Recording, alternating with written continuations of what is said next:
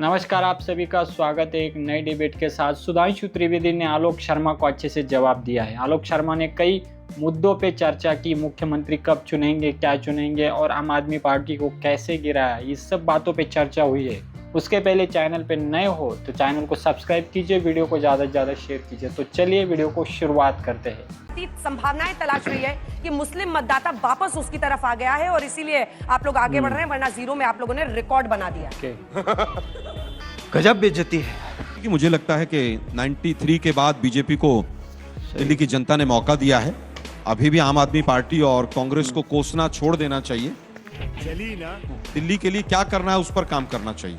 अच्छा, दिल्ली आज कितनी प्रदूषित है, यमुना का क्या बुरा हाल है, जो स्कूलों की, कॉलेजों की, मोहल्ला क्लिनिक्स की हालत है, उस पर क्या काम करेंगे, उस पर बीजेपी को सोचना चाहिए। लेकिन दुर्भाग्य यह है कि भाजपा पिछले 11 साल से अभी भी इतिहास में ही जी रही है। उन्होंने क्या किया और उनको क्या करना चाहिए उस पर ध्यान नहीं रहता। देश के प्रधानमंत्री से लेकर सुधांशु भाई तक, रुको जरा, सब्र करो, दूसरों को ही कोसने पर लगे रहते हैं।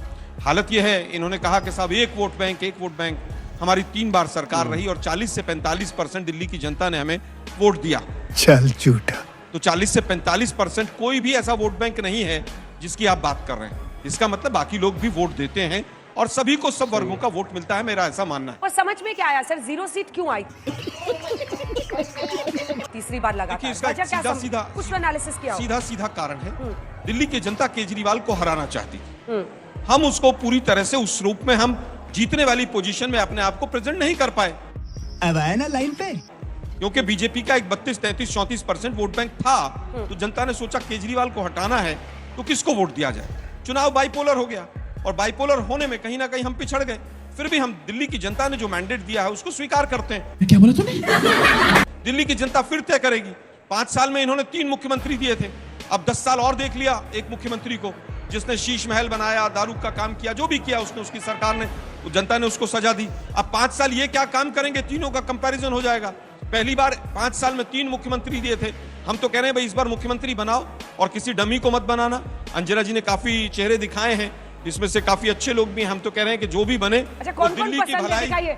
आलोक जी अपना चॉइस पिकअप कर रहे हैं, कह रहे हैं अच्छे चेहरे। आपको कौन सा चेहरा पसंद है? चॉइस पिकअप करने वाला कोई नहीं, मैं मेरी पार्टी के लीडर। कौन सा अच्छा चेहरा? मैं समझता हूं कि दिल्ली की जनता ने चुने हैं तो मैं उनको बुरा कैसे कहूं। दिल्ली की जनता ने चुना है, मैं सबको अच्छा मानता हूं उनको। आप चुनिए इनमें से किसको बनाना है, चुनिए ना, बताइए ना। बीजेपी चुनेगी, बीजेपी के विधायक चुनेंगे। राज्य भी आगे भाई, ताली बजा दीजिए उनके लिए। मैं अंतिम बात कह रहा हूँ, हाँ, दुर्भाग्य ये है कि आसाम के मुख्यमंत्री को चुनने में कितने दिन लगे, जरा मोबाइल निकाल के देखिए। राजस्थान में एक पर्ची वाले मुख्यमंत्री निकले थे। तो मुझे लगता है डमी नहीं बनना चाहिए। दिल्ली देश की राजधानी है। यह आश्चर्य डमी निकाल के कोई आश्चर्य नहीं होता, कोई अजूबा नहीं होता कि मोदी जी ने चौंका दिया। अरे भाई, चौंकाते वकाते नहीं है, डमी लेके आते हैं, राज्य को पीएमओ से कंट्रोल करते हैं। कौन है? जवाब दीजिए। वैसे चौंकाने की बात ये कहते हैं, जब डॉक्टर मनमोहन सिंह बने थे तो सब चौंके थे कि नहीं? फिर उससे पहले देवगौड़ा जी, गुजराल जी बने थे तो चौंके थे कि नहीं? अरे बाप रे, ये तो धोती खोल रहा है। जब पीवी नरसिम्हा राव बने थे तो चौंके थे कि नहीं? तो जब राजीव गांधी बने थे तो चौंके थे तो नहीं? और हम लोगों के बहुत जन्म से पहले की बात है, जब पंडित नेहरू बने थे तब भी सब चौंक गए थे कि नाम कहां से आया। तो ये चौंक के चौंकाने का जो काम है वो तो आपने बहुत जबरदस्त किया। मगर मैं एक और बात कहना चाहता हूँ। देखिए, प्रधानमंत्री जी आ रहे हैं वापस, हमारे यहाँ बहुत सारे काम है भाई। आर्टिफिशियल इंटेलिजेंस पर ग्लोबल समिट को को चेयर करके पेरिस से आ रहे हैं, जो दुनिया में टेक्नोलॉजी का नया स्वरूप देने वाली है। क्या बात है सर। अमेरिका में द्विपक्षीय वार्ता करके वापस आ रहे हैं। आप ये समझिए, ओनली चौथे हेड ऑफ द स्टेट हैं जिनके साथ ट्रंप ने 1 महीने के अंदर बायलैटरल टॉक किया है। और 3 देश कौन है जो उनके क्लोजेस्ट एलाई हैं? ब्रिटेन, इजराइल और जापान। और उसके बाद भारत के साथ किया है। 5th जनरेशन स्टेलेथ हेलीकॉप्टर दिया, फाइटर प्लेन देने का करार हुआ है।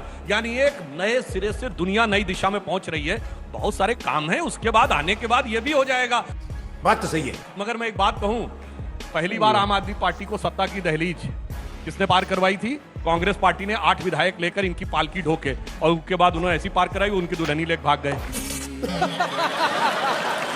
उसके बाद सत्ता ही खत्म हो गई। और आपको याद हो अंजना जी, ये घोड़ा दिखाते थे आम आदमी पार्टी वाले, पूछते थे दूल्हा कहाँ है। आप याद करिए, आप ही के प्रोग्राम में मैंने कहा था कि वो जो एक सटायर में गीत चला था ना आजकल, कि कोई जाके इन्हें समझाए कि सजनिया के मन में अभी इनकार है, जाने बलमा क्यों घोड़े पे सवार है। गजब बेइज्जती है। वो घोड़े सवार हो नहीं था, घोड़ा खाली रह गया। घोड़ा फिर बताओ, मगर हमारा मुख्यमंत्री असली वाला होगा, नकली वाला नहीं होगा। जैसे इन क्या कहते हैं आतिशी जी मुख्यमंत्री मगर असली केजरीवाल थे। लोगों ने पूछा कि आप कांग्रेस में जो है एक भी सीट चुना नहीं गया, लोगों ने आपको वोटिंग नहीं की, इसकी क्या वजह है? तो आलोक शर्मा ने कहा कि इसकी वजह यही है कि लोग जो है वो आम आदमी पार्टी को गिराना चाहती थी और उनके पास एक नया चेहरा चाहिए था जनता को, इसलिए उन्होंने बीजेपी को चुना। और बीजेपी देखते हैं अभी 5 सालों में क्या करती है। अब देखा जाए तो इनको भी 10-15 साल मिल चुके थे, कांग्रेस को भी, और 5-10 साल आम आदमी पार्टी को भी मिल चुके थे, पर दोनों ने भी न यमुना साहब पर ध्यान दिया, न प्रदूषण पर ध्यान दिया, ना ही कोई शिक्षा और स्वास्थ्य के लेकर बड़ी योजनाएं उन्होंने जनता के सामने लाई।